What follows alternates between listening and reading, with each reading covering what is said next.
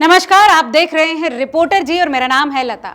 दोस्तों, उत्तर प्रदेश के पूर्वांचल की सियासत में कुछ नाम ऐसे हैं जो सिर्फ नाम नहीं बल्कि धाक, दबदबा, वर्चस्व और दमखम की अपने आप में कहानी है। ऐसा ही एक नाम है रघुराज प्रताप सिंह यानी राजा भैया, जिनका कुंडा में ऐसा रुतबा है कि सियासी गलियारों में उनकी धमक से बड़े बड़े दिग्गज थर्राते हैं। समाजवादी पार्टी के साथ उनका रिश्ता कभी गहरी दोस्ती और भरोसे का गवाह रहा, तो कभी सियासी जंग और विश्वासघात का सबब बना।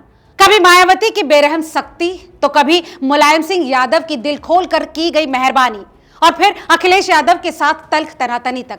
राजा भैया की कहानी पूर्वांचल की धाकड़ सियासत और दबदबे से भरी पड़ी है। अब सवाल एक बार फिर शुरू हो चुके हैं कि क्या राजा भैया का सपा के साथ फिर से गठजोड़ होने वाला है और कुंडा प्रतापगढ़ के बाहुबली पूर्वांचल में अपनी पुरानी धमक दोहरा पाएंगे, या बीजेपी के साथ मिलकर वो सियासत के नए बादशाह बनेंगे। दोस्तों, हर सवाल का जवाब पूर्वांचल की सियासत का एक नया चैप्टर है। दोस्तों, राजा भैया का समाजवादी पार्टी के साथ रिश्ता 1990 के दशक की उस आंधी से शुरू होता है जब वो कुंडा से पहली बार निर्दलीय विधायक बनकर सियासत के रन में उतरे, यानी 1993 में महज 26 साल की उम्र में विधानसभा पहुंचे। राजा भैया ने अपनी धाकड़ मौजूदगी, बुलंद हौसले और पूर्वांचल में जबरदस्त दबदबे से सियासी हलकों में मानो तहलका मचा दिया। कुंडा और प्रतापगढ़ में उनका नाम सिर्फ एक नेता का नहीं बल्कि एक बेताज बादशाह का था, जिसके एक इशारों पर लाखों वोटर लामबंद हो जाते थे। शुरुआत में राजा भैया भाजपा के करीबी थे, खासकर कल्याण सिंह के साथ उनकी जोड़ी पूर्वांचल में गूंजा करती थी। लेकिन फिर 2000 के दशक में उनकी राहें सपा की तरफ मुड़ी और इस सियासी मोड़ की नींव थी मुलायम सिंह यादव की बेमिसाल मेहरबानियां। मुलायम ने न सिर्फ राजा भैया को सियासी रुतबा और ताकत दिलाई, बल्कि उनके साथ सबसे मुश्किल वक्त में ढाल बनकर उनके वर्चस्व को बचाए। सपा के साथ राजा भैया का गठजोड़ सिर्फ सियासी समझौता नहीं बल्कि पूर्वांचल में ठाकुर वोट बैंक को एकजुट करने का मास्टर प्लान था। दोस्तों, 2003 में जब मुलायम मुख्यमंत्री बने तो राजा भैया को खाद और रसद जैसे दमदार मंत्रालय देकर उनकी धाक को और बुलंद किया गया। वहीं साल 2012 में भी अखिलेश यादव की सरकार में राजा भैया को जेल और खाद्य मंत्रालय जैसे धाकड़ विभाग सौंपे गए, जो उनके रसूख और सपा के लिए उनकी अहमियत को साफ दिखाते थे। दोस्तों, सपा के लिए राजा भैया का ठाकुर वोट बैंक और पूर्वांचल में उनका अड़िग वर्चस्व हमेशा सोने की खान रहा है। लेकिन ये सियासी दोस्ती हमेशा चांदनी रात नहीं रही। एक ट्विस्ट पहले ही पूर्वांचल की सियासत में एक तड़का देता है। दोस्तों, 2012 और 2003 से पहले 2002 में मायावती की बीएसपी सरकार ने राजा भैया के दबदबे पर ऐसा बेरहम शिकंजा कसा कि पूर्वांचल की सियासत के आसमान में मानो भूचाल आ गया। भाजपा के बागी विधायक पूरन सिंह बुंदेला के अपहरण और धमकी के आरोप में मायावती ने राजा भैया को 2 नवंबर 2002 की सुबह 4 बजे गिरफ्तार करवाया। यह कोई आम गिरफ्तारी नहीं थी, बल्कि मायावती ने उन्हें आतंकवादी घोषित कर पोटा यानी प्रिवेंशन ऑफ टेररिज्म एक्ट के तहत जेल की सलाखों के पीछे ढकेल दिया। और उनके पिता उदय प्रताप सिंह और चचेरे भाई अक्षय प्रताप सिंह भी इसी तूफान में फंस गए। दोस्तों, मायावती का एक कदम राजा भैया के लिए सियासी और व्यक्तिगत जिंदगी का सबसे काला दौर था। उनकी बेल याचिकाएं बार बार ठुकराई गई और मायावती ने पूर्वांचल में उनके रुतबे को नेस्तनाबूद करने की हर मुमकिन कोशिश की।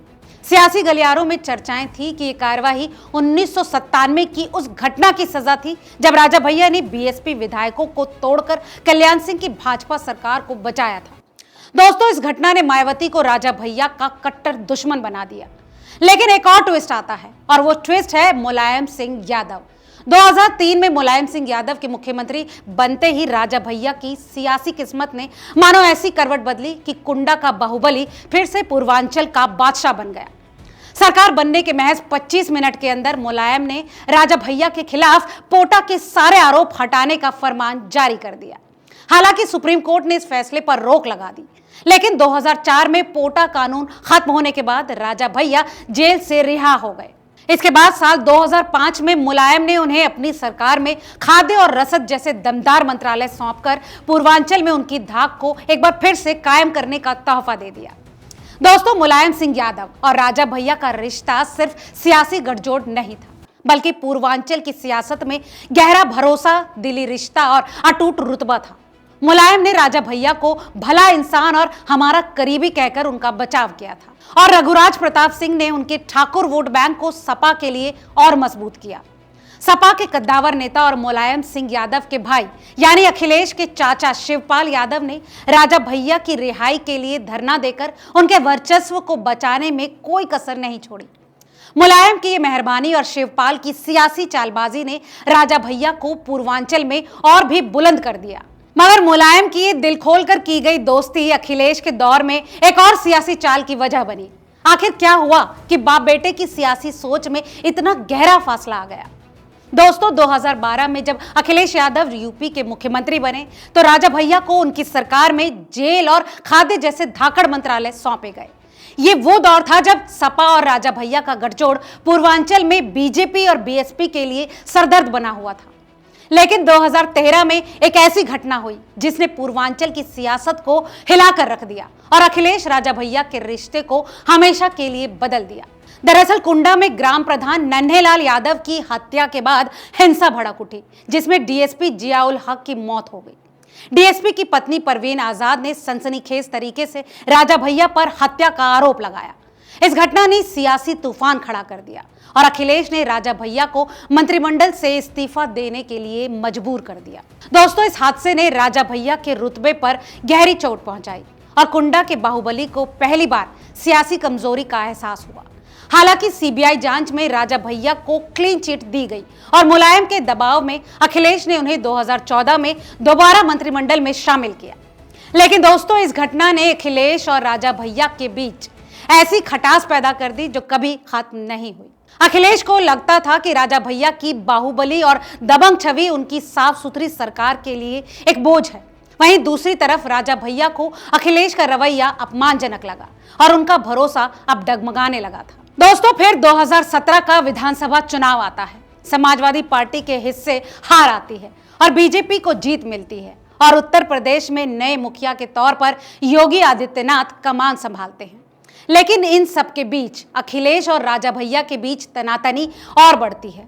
2018 में ये खटास तब और गहरी हो गई जब राजा भैया ने सपा का साथ छोड़कर राज्यसभा चुनाव में बीजेपी उम्मीदवार को वोट दे दिया और वजह थी सपा का बीएसपी के साथ गठबंधन।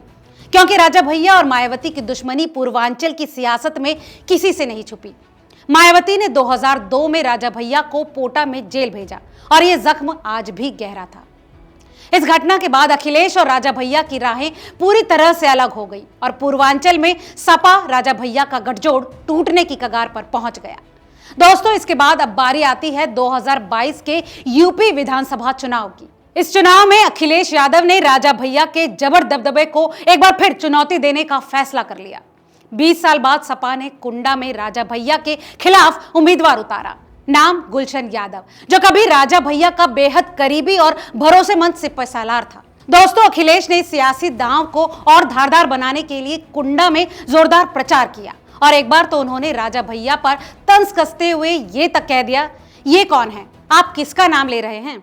अखिलेश के इस बयान ने पूर्वांचल की सियासत में धुआं छोड़ दिया। अखिलेश यादव ने रैलियों में कुंडी बंद कर दो का नारा बुलंद कर दिया, यानी राजा भैया के सियासी वर्चस्व को जड़ से उखाड़ने की हुंकार भरी।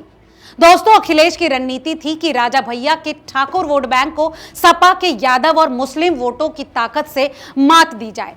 गुलशन यादव के जरिए सपा ने कुंडा में नया सियासी समीकरण बनाने की कोशिश की और अखिलेश ने इसे अपनी साख की लड़ाई बना ली। मगर दोस्तों, कुंडा में राजा भैया की धाक और दमखम इतना जबरदस्त था कि सपा की सारी चालें धरी की धरी रह गई। इसके पीछे का एक बड़ा कारण था उस क्षेत्र का ब्राह्मण वोट बैंक। रघुराज प्रताप सिंह ने ताबड़तोड़ ब्राह्मण वोटरों के बीच अपनी बात रखी और ब्राह्मण समाज खुलकर रघुराज के समर्थन में उतरा। और दोस्तों, इसी का नतीजा था कि जनसत्ता दल लोकतांत्रिक के टिकट पर राजा भैया ने गुलशन यादव को 30,315 वोटों के भारी अंतर से धूल चटाकर 7वीं बार कुंडा की सीट पर कब्जा जमाया। कुंडा की जनता ठाकुर ब्राह्मण वोट बैंक और ओबीसी वर्ग के मतदाता और पिछड़े जातियों की पैठ के चलते राजा भैया के स्थानीय रसूख ने सपा की हर कोशिश को बेकार कर दिया। उनके समर्थकों का कहना था कि राजा भैया सिर्फ नेता नहीं, कुंडा की शान है, कोई भी उनका बाल तक बाका नहीं कर सकता। और इस जीत ने न सिर्फ राजा भैया की धमक को एक बार फिर से साबित किया, बल्कि अखिलेश को यह एहसास भी दिलाया कि कुंडा में उनकी सियासी ताकत बेकार है। तो दोस्तों, एक तरह से अखिलेश और राजा भैया के बीच यह आमने सामने वाली लड़ाई थी। और अब बारी आती है 2024 की। दोस्तों, 2024 में सपा ने एक बार फिर राजा भैया के साथ रिश्ते सुधारने की कोशिश की। राज्यसभा चुनाव से पहले सपा के प्रदेश अध्यक्ष नरेश उत्तम ने राजा भैया से मुलाकात की और अखिलेश यादव ने फोन पर बात कर पुरानी खटास को भुलाने की गुजारिश भी की। ऐसा सुनने में आया था उस वक्त। और वैसे विधानसभा चुनाव के मामले में सपा को लगता भी है कि पूर्वांचल में ठाकुर वोट बैंक के बिना भाजपा को चुनौती देना मुश्किल है और राजा भैया उनकी सबसे बड़ी कड़ी है। मगर दोस्तों, राजा भैया अभी सपा का समर्थन करने को लेकर कोई इंडिकेशन नहीं दे रहे। सूत्रों की माने तो 2022 में सपा की धोखेबाजी और गुलशन यादव को उनके खिलाफ उतारने का जख्म इतना गहरा था कि राजा भैया का सपा पर से भरोसा उठ चुका है। 2022 के चुनाव में अखिलेश के तंज और कुंडी बंद कर दो जैसे नारों ने राजा भैया को व्यक्तिगत तौर पर आहत किया। उनके एक करीबी समर्थक का कहना है कि राजा भैया का रुतबा कुंडा की मिट्टी में बसा है। सपा ने उनकी ताकत को चुनौती देकर गलत किया और अब वो वापस नहीं लौटेंगे। दोस्तों, वर्तमान में राजा भैया बीजेपी के बेहद करीब दिख रहे हैं। 2018 के बाद वो बीजेपी के साथ कई मौकों पर खड़े दिखे और अक्सर कई मौकों पर योगी आदित्यनाथ की तारीफ करते भी दिखे।